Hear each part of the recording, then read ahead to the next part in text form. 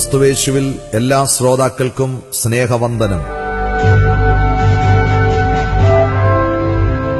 നമ്മുടെ ഇന്നത്തെ ധ്യാനത്തിനായി വിശുദ്ധ മത്തായി എഴുതിയ സുവിശേഷം 23-ാം അധ്യായം 13-ാം വാക്യം വായിക്കുന്നു.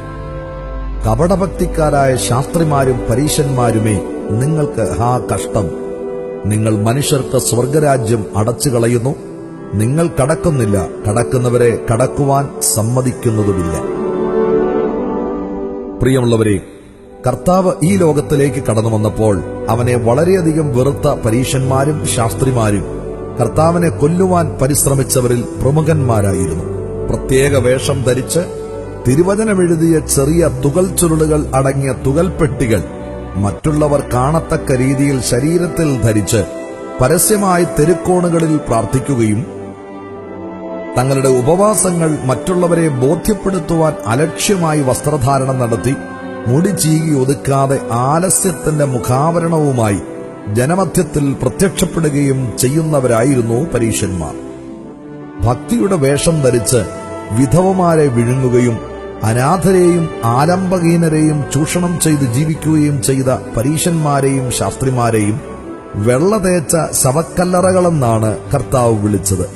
കർത്താവിന്റെ അടുത്തേക്ക് ആശ്വാസത്തിനായും സമാധാനത്തിനായും സൗഖ്യത്തിനായും കടന്നു വന്നുകൊണ്ടിരുന്ന ജനത്തെ പിന്തിരിപ്പിക്കുവാൻ അവർ ആവോളം പരിശ്രമിച്ചു. അതുകൊണ്ടാണ് അവർ മനുഷ്യർക്ക് സ്വർഗരാജ്യം അടച്ചു കളയുന്നുവെന്നും സ്വർഗരാജ്യത്തിലേക്ക് അവർ കടക്കുന്നില്ലെന്നു മാത്രമല്ല, കടക്കുവാൻ ആഗ്രഹിക്കുന്നവരെ സമ്മതിക്കുന്നുമില്ല എന്ന് കർത്താവ് അവരെക്കുറിച്ച് അരുളി ചെയ്തത്.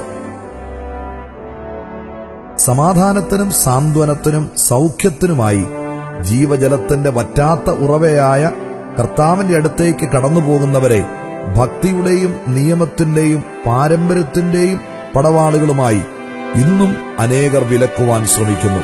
ഇങ്ങനെയുള്ളവർ കപടഭക്തിക്കാരായ പരീശന്മാരാണെന്നുള്ളത് മനസ്സിലാക്കി യേശുവിനോടൊപ്പമുള്ള പ്രയാണം തുടരുക.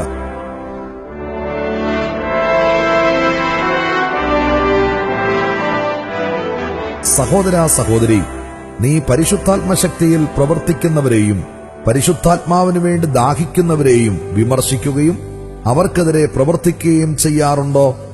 അങ്ങനെയെങ്കിൽ നീ യേശുവിനെതിരെയാണ് പ്രവർത്തിക്കുന്നതെന്ന് ഇനിയെങ്കിലും ഓർക്കുമോ?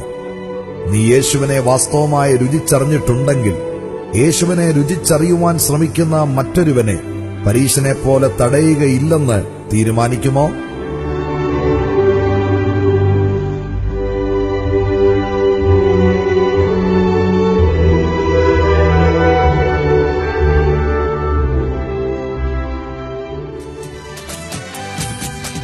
യേശുവിൻ സന്നിധിയിൽ വരുവിൻ, യേശുവിൻ സന്നിധിയിൽ